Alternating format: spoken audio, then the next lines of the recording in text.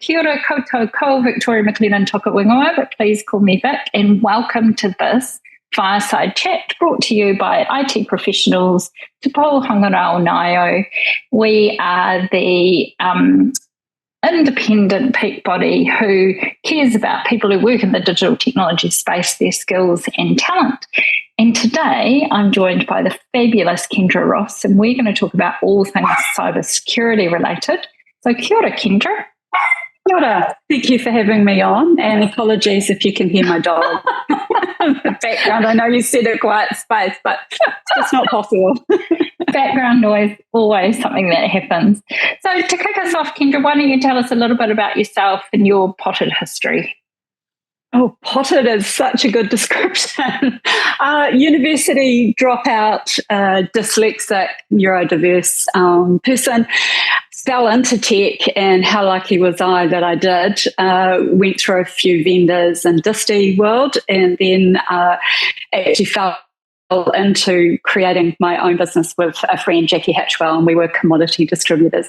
But we actually got ourselves into a heap of trouble around 2007, and we'd burned through a lot of cash, and we'd expanded into Australia, and we're really naive, and got put on the bank watch. So we had to change our business really quickly, and we had to let go of a lot of staff and look at how we could actually use that wonderful word pivot into something a little bit less risky as what commodity memory was.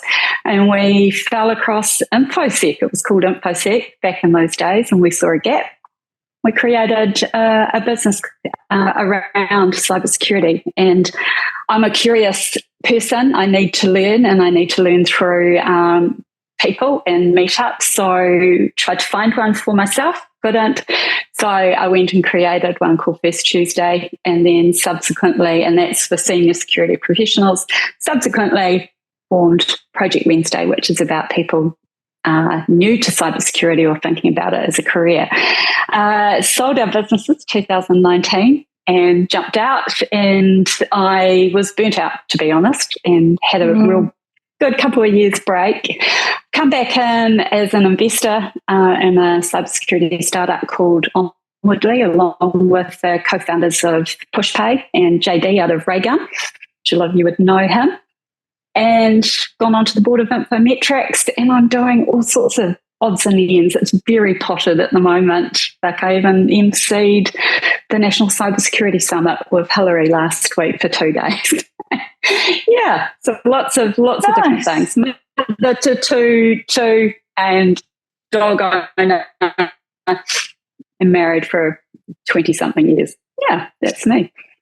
Well, it sounds like there are many stories in there that we could have whole sessions on, but today we're going to talk about all things cybersecurity. But I might call you back to have a conversation about those issues with starting, growing, and exiting businesses, having been there, done that. And what timing, eh? Selling just before COVID. Yeah, that's amazing. Yeah, we slept easily through that period. I can imagine. So let's start by talking about the cyber skills and talent. And in the cybersecurity space, starting with the kind of protection and response workforce, we've been hearing for a really long time that we have a shortage, and the projections tell us that that will continue to grow, that we just don't have enough people who are being trained in this space. What are your thoughts on that? Yeah, well, I think it's sort of an overarching issue that we're still very much, it's not really a problem. We won't see this happen in New Zealand, and so therefore we haven't invested in pathways and education and people. So it has become a bit of an issue. I think there's some wonderful collaboration things going on at the moment, partnerships that have been created with vulnerable communities, and I think that's a wonderful area to start. And I love what I saw yesterday around Tamariki have just done a call centre in Whakatane. I think those types of initiatives are really awesome. But I think there's other elements. I look at the people that currently are coming out of government. There's this awful lot of people coming out of government, and I just like to highlight that cybersecurity is not all technical skills. It's not just pen testing and architecture and build. There's lots of elements to cybersecurity. And so I see a whole very competent workforce that, again, if there had been some leadership, we could have picked up some licenses, got a learning platform, and perhaps retrained and redeployed people into those areas. So approaching it with some different thinking. And I think the third part to that is that we need to look after the people we've actually got. So we've actually got an issue in that space with burnout. A lot of CISOs who, go in, do a stint, but don't take another CISO gig somewhere else. And it's not just CISOs, it's not just leaders. Got a lot of burnout across the industry, and sadly we've lost a few people in the last year as well. So I think we've got to look after the people. But we definitely need to have a plan, and everything always starts with a plan and a strategy, and it ties back into an overarching strategy. Yeah, and this problem's not going away, as we know. It's going to just get worse. So we are going to have bigger and bigger gaps, which creates more insecurity. We'll talk a bit more about the planning and strategy side of it later. I think it's worth my while reminding everyone who is watching and listening to this that if you do have any questions for Kendra, you can use the Q&A function, and I will relay those as we go.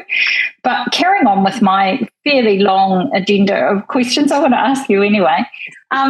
So in thinking about that, we've also got this whole looming AI growth space, and we're being told that AI is going to automate everything. Do you think AI will have a role to play in helping businesses prepare for an increasingly sophisticated set of bad actors who are attacking their systems and data sets for a start? I think it's, there's two sides to that coin. So we will have automation, and it's already there. We've already got vendors who have been using automation for a couple of years. AI is not actually that new, but certainly to the general public it is. So we've already started to see some automation. I think where it will be most effective is when somebody can harness it in tools and tactics for the SMEs and be able to scale it out to a much larger market to reach a vulnerable population that don't have good cyber security hygiene. So I think absolutely.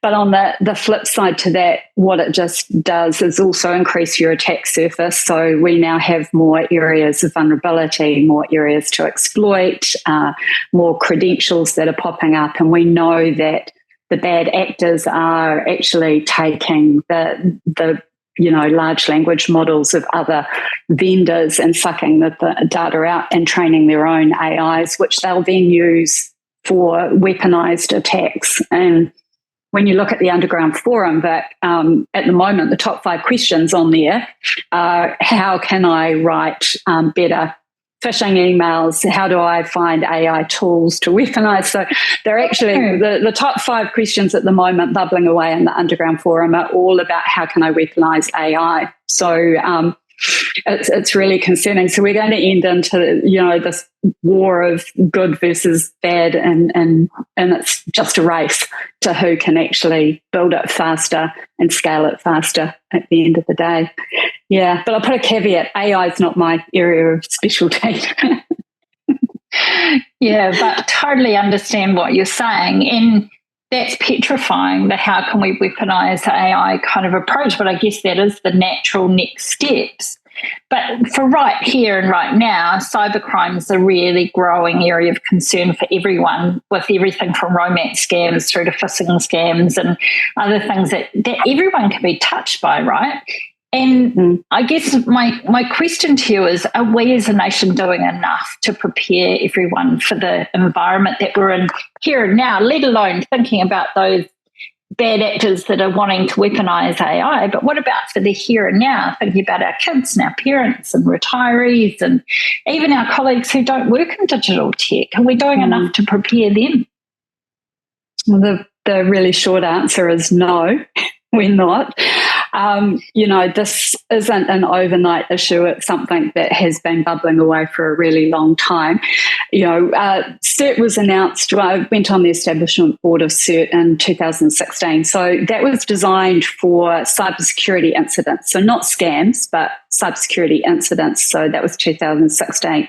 NetSafe, who handles most of the scam side of things, and particularly around digital bullying and so on as their remit, they're actually a charity.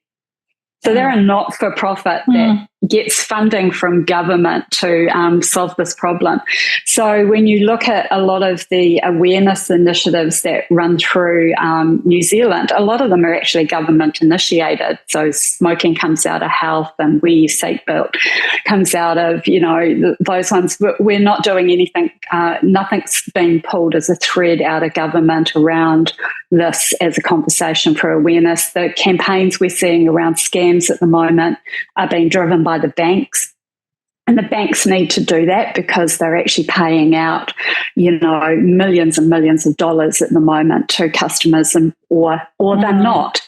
And banks have been put on notice by Minister Andrew Bailey, and they've got until the end of this year to implement some of the payment systems, which are already running and have been for years in the UK, that help identify if the money's going to the person on the account that it says that it's going to be, or if it's going to the business that it says that it's going to be. There is technology there that can actually circumvent a lot of the scams that we actually see. And our telcos and our banks in New Zealand have been very slow to implement them. And I think that, they've been put on notice, and again, it talks to probably a lack of regulatory environment that we operate in New Zealand around this. So there is a growing awareness, and there's some great articles popping up. We haven't hit the tipping point yet in terms of awareness, and I think there's definitely a need for a much broader coordinated campaign around this, whether it's a public-private partnership that creates it. But definitely if we look to Europe, we look to the US, we look to even our neighbours in Australia, some of the initiatives and campaigns that they're doing around this are exceptional. They haven't got it 100% right yet. No one has, but we are very far behind in this space, which is concerning. Yeah, so you've opened the door on the government and what the government can do. So I really wanted to ask you this question. We have a new government. They've been here for just over 100 days now.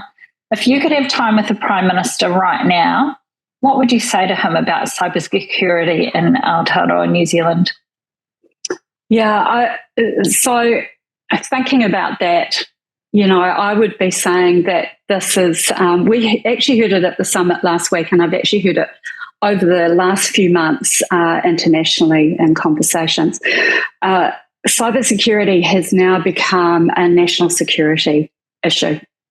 But for New Zealand, it's also an economic issue, and it's around the stability of our trade, our export, and our trust of our partners in our country. And at this stage, we're the poor cousins. We're lagging way behind in terms of our maturity.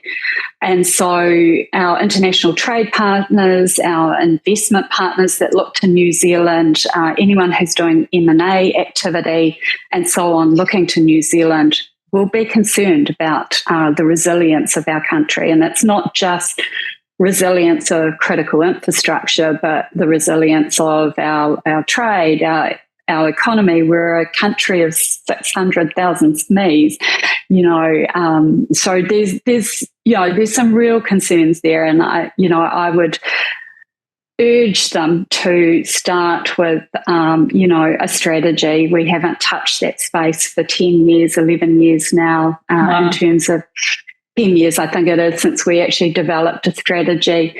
And so I would be saying, let's not move any more pieces around the board. Let's have a really good, deep, long look. New Zealand's not like Australia. We're not like the US. We're not like Europe. We're a little bit different, and one size doesn't fit all. I think it's an opportunity for us to actually propel and be really innovative in this space if we had the right leadership and partnerships and basically had the right sponsorship within government that want to treat this as a serious issue. So to that end, Australia have a Minister for Cybersecurity now. Do you think we should have someone who sits at the cabinet table wearing that hat? Yeah, I think it starts, we should absolutely have someone wearing that hat. And I think even with a population of 5 million, we should. Cybersecurity sits across every aspect of our lives now. And so every element, whether it's our banking, our finance, our food supplies, our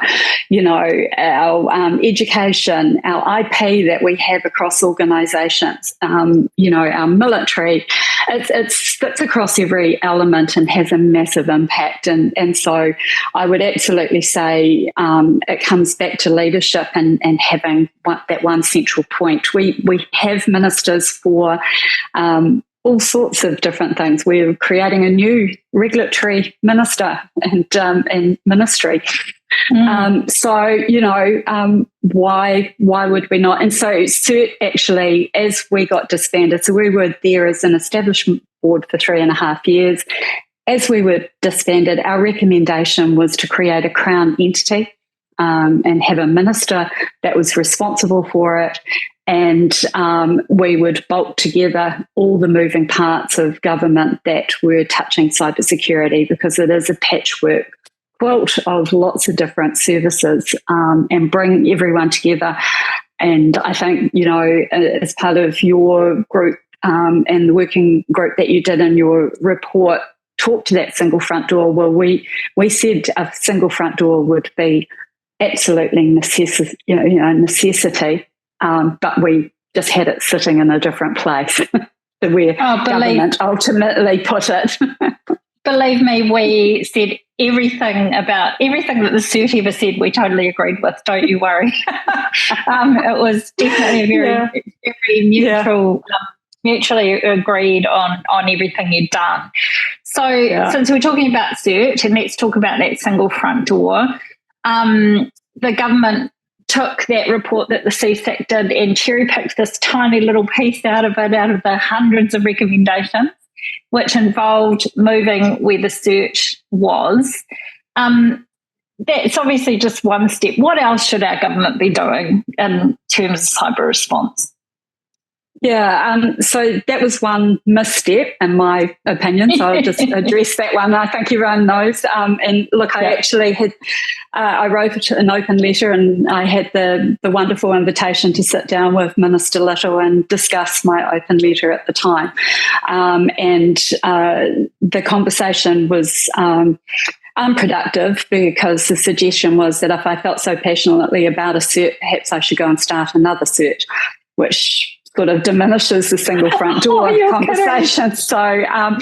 So look, I think to your point, and particularly the output from the CSAC was, if I think about, and I read the report, I'd also say that at that stage, it wasn't a transparent process, and that was part of the concern for the industry. And I was in the privileged position of not having hand to mouth in terms of government feeding me, so I could be the voice for many people who were very concerned. And so I spoke up, and it was no disrespect to the people at NCSC, but we were a CERT for all New Zealand, and that meant the vulnerable people as well, and putting it inside an intelligence agency just because that's what's happened with other CERTs internationally wasn't what I thought was the right thing to do. When you've got an intelligence agency and you're expecting an outward-facing organisation to talk to the people. Very different agendas. Yeah, very different, and the other certs were not necessarily for all the people. So look, I think I probably align with you, Vic, in terms of I will bang on about this. We need a strategy. We need a strategy first, and from that we can develop plans and operationalise things. We need a public-private partnership, but that stands hand in hand with government. We need government leadership. We need to pull together the fractured nature of the various organisations, and we have got to try and move away from this kingdom building power, because I own the data and you know, this is my remit. We have to take a bipartisan view that this is you know, a national security issue for New Zealand now, for Aotearoa. We need to actually come together. And so, you know, I'd be starting with that strategy, starting with a plan, and then I'd be talking about funding, but not on a yearly cycle. I would create a fund like Australia has done. And, you know, and I think I think it was you or someone else did the scaling and went based on the investment that's happening, based on our population, should be a pool of about 300 million for New Zealand. That's the number. Yeah. So we CERT got 22. I think it gets about 14 operationally every year. NetSafe gets 4.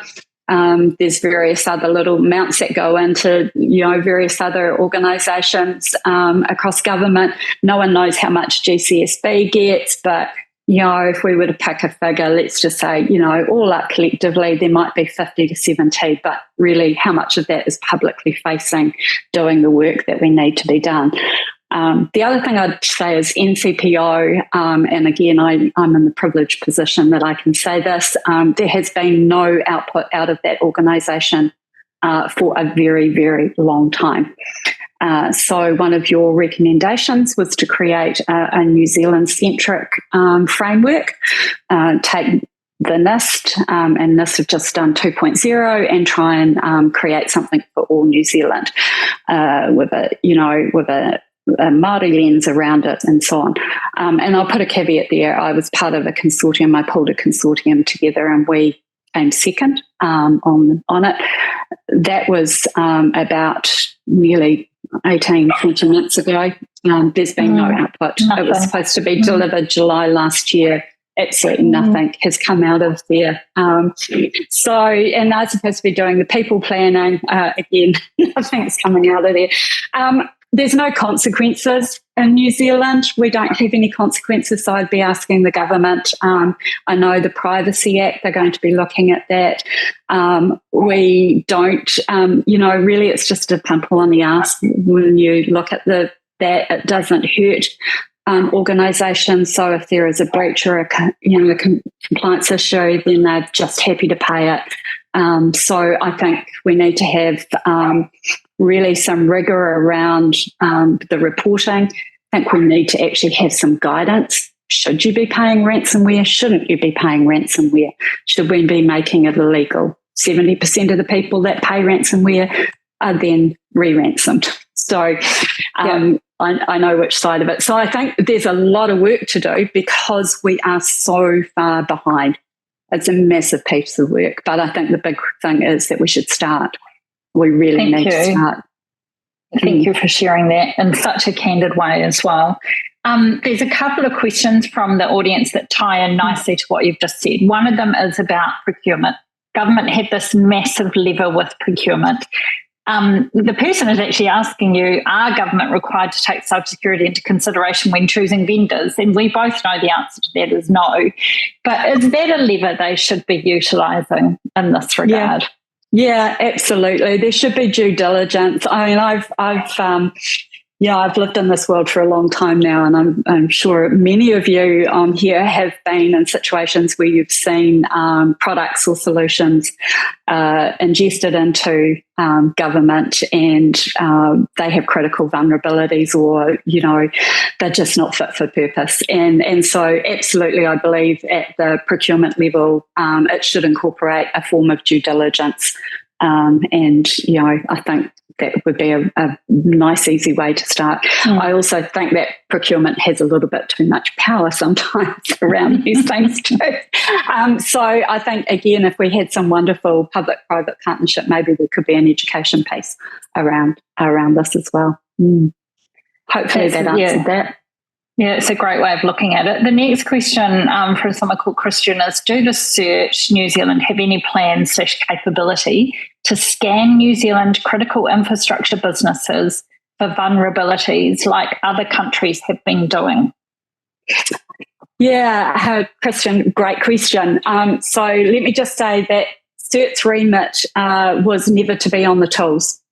So CERT was actually only ever mandated, and under its rules can only be a reporting forum. It did occasionally end up assisting NCSC and the like across government and in certain situations. I think Waikato DHB is a really good example, NZX breach are good examples.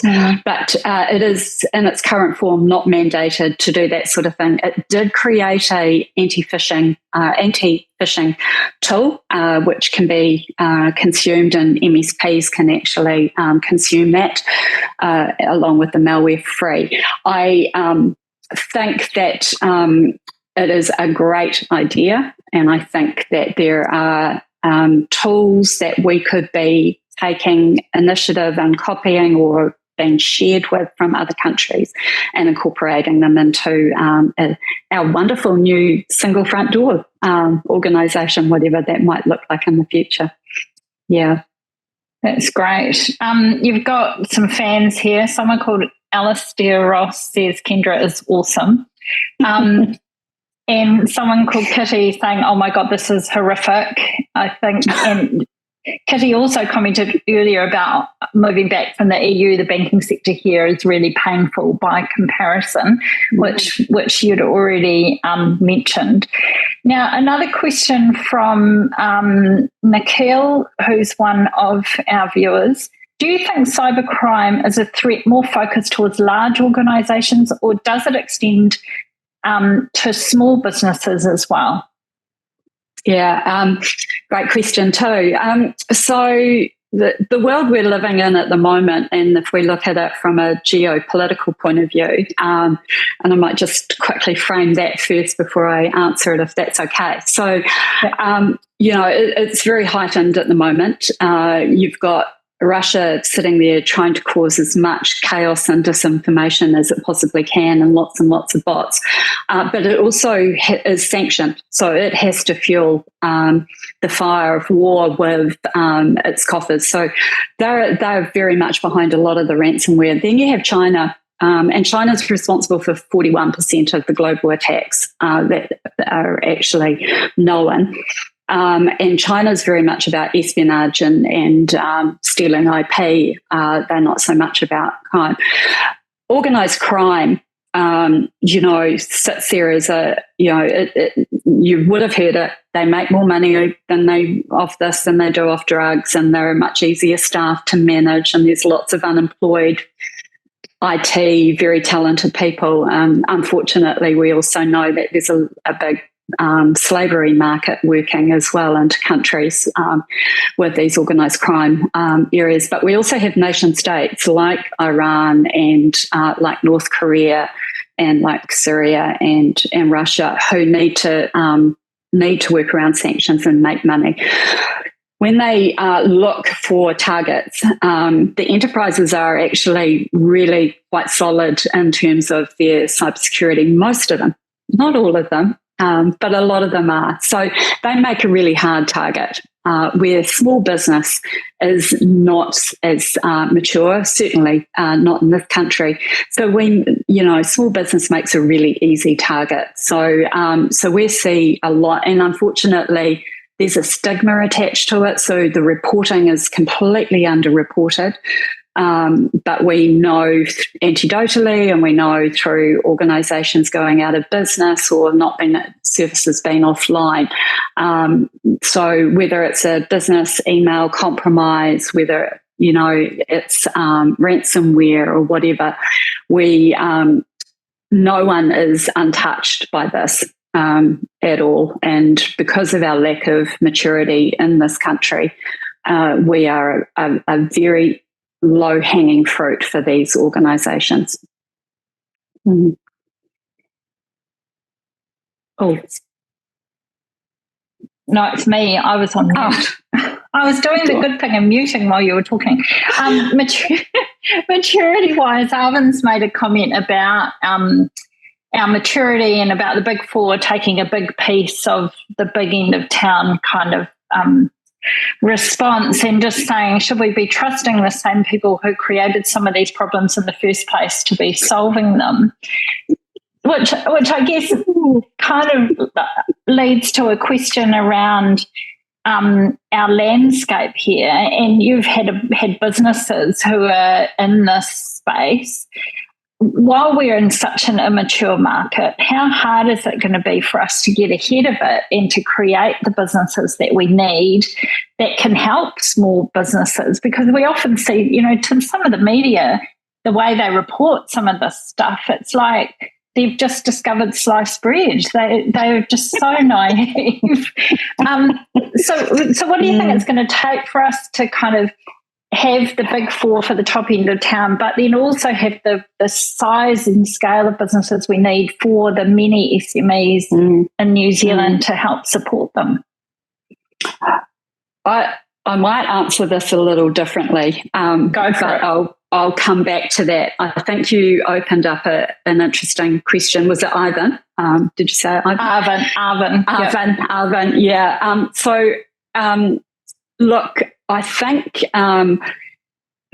one of our biggest threats is that we are so reliant on Microsoft.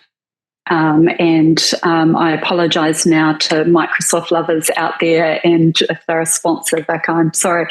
But CrowdStrike came out last week. Microsoft had another breach in January. Executive emails were stolen. Customer information was stolen. Microsoft's wonderful. They deliver the news on a late Friday afternoon, hoping it doesn't get picked up in the cycle. So last Friday, they delivered the news that source code was stolen. Now that just means that, and they believe it's Russia, that will be weaponized against Microsoft customers. And because we are so reliant on Microsoft, for most of our digital footprint in terms of big and small businesses, that is a massive potential threat. And I guess, again, this is a personal opinion, I get very frustrated that we have an organisation that is producing an IT product that has so many vulnerabilities. Last week, they announced that they patched an Azure vulnerability that was critical, but it was actually notified to them 6 months prior, and it was being exploited. I would much rather than selling cybersecurity. And so when you talk about the Big Four, actually, some of the biggest sellers these days are not necessarily the Big Four, but actually companies like Microsoft. I'd much rather they spend the money and the manpower into producing secure software. And so that also talks to what you're asking, Vic. I'd be asking the government would be around, there's signals coming out of the US and Australia where they will be starting to hold these software vendors to account. And I think that's only right. Often we hold the victim to account when there's a breach, and really it's just an exploitation. Last year, 70% increase in 0 days being sold on the black market. That used to be the remit of nation states. So it's, organised crime can now buy a 0 day. An individual with enough money can buy a 0 day and exploit an organisation because of all these vulnerabilities. I think that there is enough business across New Zealand to answer the actual question you asked me. I think there is enough business across New Zealand for everybody. And, it certainly has felt that way for the last few years in terms of, I guess there is that other part that goes of me having sold vendor products for a really long time to go, there is no incentive for them to solve the problem because they are a business that earns money off this. So they are living off the land in the same way that the criminals live off the land in terms of vulnerability. So they do enough, but maybe not, solve it. So yes, in terms of the SME and the smaller businesses, absolutely, because the big businesses are not connected to the mums and pops, the micro businesses, the SME businesses, and the smaller businesses are the trusted advisor. They've done the Wi-Fi, they've done the networking, they might have done POS, put in retail systems and so on. They've got the relationship. So building capability in those places would benefit everybody and we'd have much better outcomes at the end of the day. Yeah. So that ties in kind of nicely to a question from John about our Five Eyes relationships, and he talks about surely being a member of Five Eyes, the government will be more motivated to protect and support businesses than they are.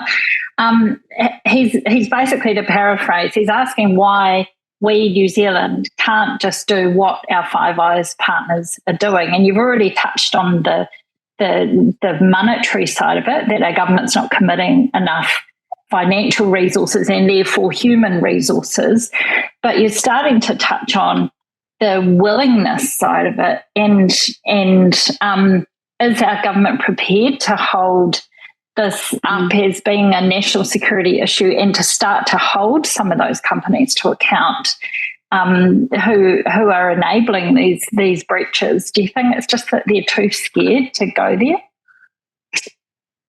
I think it's cybersecurity has scared a lot of people for a long time. And so, first of all, I think it's an education piece. We've got to make it accessible and understandable. And I think it starts at board level. And I think if boards could understand this a lot better, then the conversations potentially in that political room might be different as well. So I think the people at this stage that would be saying don't regulate because they don't want more compliance on the businesses will be boards, but they might not fully understand the risk. With the Five Eyes conversation, I almost feel like we're on the naughty step. We have been left out of a few potential arrangements and agreements, and we're sort of token add-ons. I feel, again, and this is just a gut instinct, the move for CERT into NCSC was potentially penance, and we've said we would do this so that we could align with our Five Eyes partners and to show that we're actually trying to do something. There's some really good people doing some really good work across that partnership, but I think the Five Eyes, the other four partners will be looking to New Zealand and going, New Zealand is potentially a very weak link in this five-way partnership, and weak links can be exploited. So I think there would be some great concern. There's probably a lot of conversation. So I would imagine there will be some pressure coming on to the new incoming government to focus on this around those diplomatic channels. Yeah. Yeah, thank you for saying that. And I have always wondered that myself. How do we pull our weight? If we're inadequately resourced, how do we actually step up and contribute rather than us consuming what's coming to us from our partners? It's quite a conundrum, I imagine, for those very earnest and wonderful people who work in this space in the New Zealand government, but they're, as you've highlighted, incredibly under-resourced and under-supported. Which kind of comes back to right at the beginning, and you talked about burnout, and Alistair has also asked a question about burnout and our maturity, and how you mentioned that we're not really there yet on the maturity scale. And he asked, how can we get our clients and employers to take the welfare of security professionals seriously enough? Yeah, it's such a good question, Alistair. It's like, I think, HR and people and culture need to be part of this conversation. They need to understand, along with leadership. And when I say leadership, I mean board as well as exec leadership, and understanding what this currently looks like, what this landscape looks like for the people, and being very aware that it is a growing problem in our industry, and one that has far-reaching consequences. So I think looking to see how they can wrap that support around what does that actually look like. Part of it might even just be actually understanding that there is a problem in this space, and the frustration of years of trying to explain what that looks like. So how can we story tell that to a board so they actually do now understand it and now do have the back of the cybersecurity people. Ultimately the board are the officers of the company, yet we put so much onus on the CISO or the CIO, who are not officers of the company. And they should not be carrying the weight that they do carry. And that's, again, it's a maturity issue in our country, and understanding how that actually operates. So I'd be bringing people and culture in, just like anything. It's a work safety issue that we need to wrap well-being and care around. We need to make sure that there are support programs in place, people that we can reach out to, making sure that there's hard stop areas. If you're a small team, you don't have capacity and capability, then what does some external support look like? So when there is an incident, you've got a team that are behind you that can support you, so that you're not making phone calls when an incident's actually happening and trying to find people. So putting some of that rigor around the teams from the start, identifying what do they need to actually get the job done, and remembering we're always talking in terms of not if, but when. And most likely a lot of people will be in organisations that have already got people inside them, bad actors. So this is actually a conversation about cyber resilience, and this is about standing the organisation back up really quickly, but also making sure that we've got the people in a good state to be able to do that when we need to do it. And I guess that leads to a question that I've always wondered: who would want to sign up to be a CISO? Because do you think that we're putting too much responsibility on that title and on that role? Yeah, someone said to me last week, it's actually CISO stands for career is so over. And I think a lot of people feel that way. But look, a lot of the people that are in cybersecurity do it because their North Star is about the greater good. They really want a better country. They want a better environment. And so many people do it because of that North Star. You don't necessarily do it as a career next step type thing. It's, it really is. They feel passionately about this. They have the skills and knowledge, and, we just need people to trust that they can actually do the job. Yeah. And I guess the other thing you opened the door on and mentioned a couple of times that we need to educate our boards. I often find having, I chair some boards, I sit on some boards with other directors, that whole adage of technology is really hard to understand if you're not in it. And so you often find people who are subject matter experts and understand the legal system and constructs or commercials or product market fit or finance aspects really well. But when it comes to this, they're just like, whoa, this is too hard, this is too complex.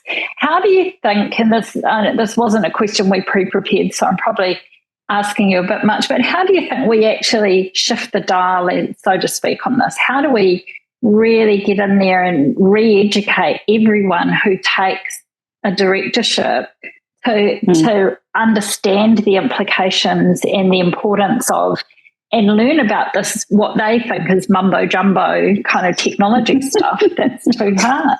What can we do? Yeah. Well, I actually did do a talk back at the NZITF, so the New Zealand Internet Task Force. So I had the joy of being the first speaker and discovering that my presentation mode didn't work.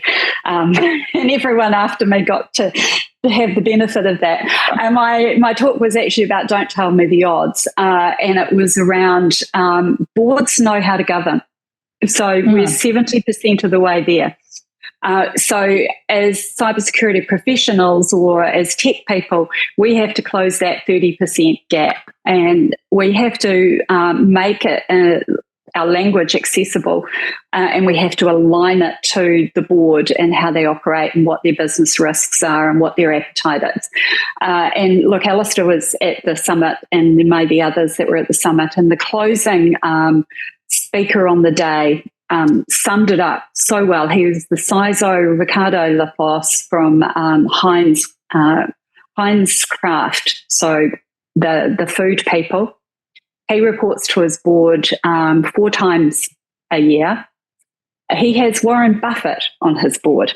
Now, that would be a scary individual to present to. He built, and I'm happy to share the screenshot and send it through to you. He built, through AI generator, a Star Wars fortress.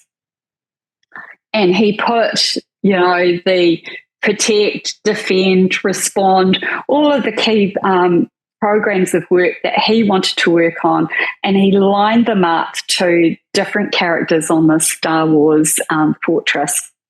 And then he had the programs of work that he would be doing under it and why they were important. And he could tell a story around that. And so he said every time he could go back into the boardroom, he could bring that slide back up and he could show them what it looked like. So I think, and I recently, a couple of weeks ago, did a presentation to a board who gets they look after a few $1 billion. I did it as a favour because a friend is on the board. They get a report once a year, but they could not understand the report. It had no context. They had lots of lovely data, so many phishing attacks that have been stopped, so many times that the website had been hit with. So that wasn't of any relevance to how they needed to look at the risk for the organisation. And so we had a wonderful conversation around what the world looks like, what the landscape looks like, and it was a 30-minute high-level conversation. I'd start with that, show them what the world looks like, but align it to what the key business strategy of the organisation, the key risks are. The second part, and I'll just say really quickly, because I don't know how we're going for time, but is, again, signals out of USA and Australia is much like work safety and health and safety in New Zealand. Directors are going to soon, potentially in those countries, be held responsible for cybersecurity incidents. So the signals are pretty strong that that's the way that they are going to go. So I think boards need to be board ready. If you're on a board and you don't know cybersecurity, find somebody who does, get yourself a mentor, and have a conversation around learning what this looks like. So yeah, that would be my 5 cents worth. Thank you for that. Now, I am conscious of time, so I'm going to ask you 2 more questions from the audience. One is, Kitty's asked it twice, so I'm going to ask you this. She's asking, how much impact do you see deep fakes are going to have from a cybersecurity perspective? Okay, so the World Economic Forum top risks to the world came out from Davos in January 24. Misinformation and disinformation was number 1.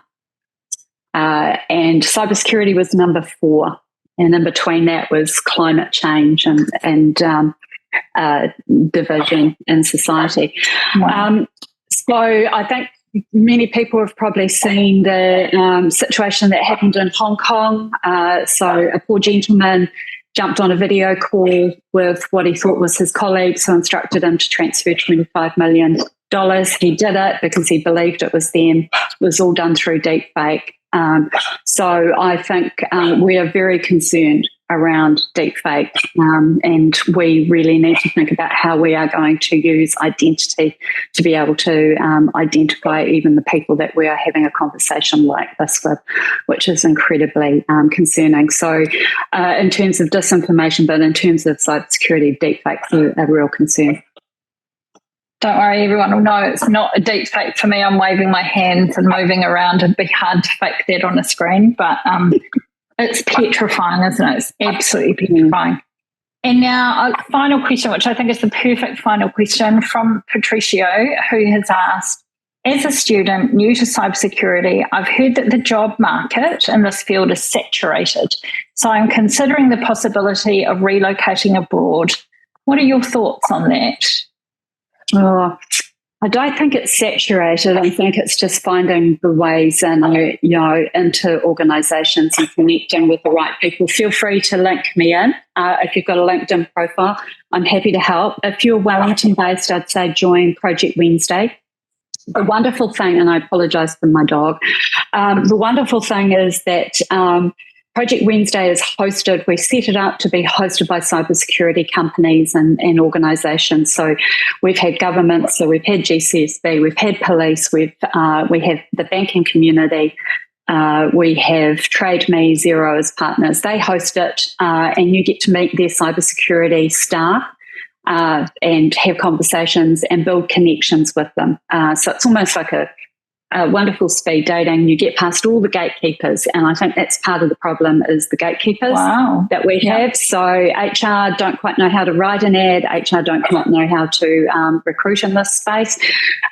So I would find communities and networks to embed yourself in and get to know people.